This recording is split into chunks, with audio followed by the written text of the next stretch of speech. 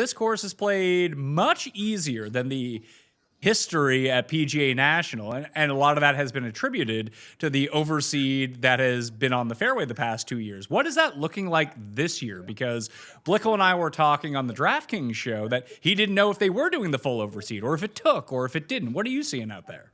Probably the most common theme that's going to come out of this particular Cognizant Classic is that there is going to be a ton of rub of the green. And what I mean by that is that because it was so cold all winter, they did overseed again.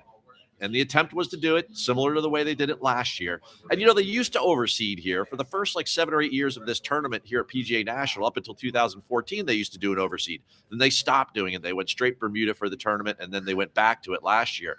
Well, because of the cold temperatures, it has taken in some spots great, much like last year. It'll look lush and green. And in other spots, it hasn't. And that's what I mean by rub of the green. There's going to be some luck involved with what happens this week here at the tournament.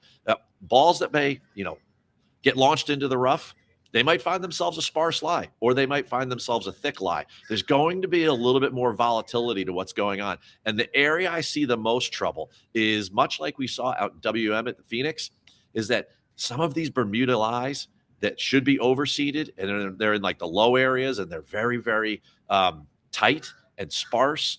Chipping off those things, oh man,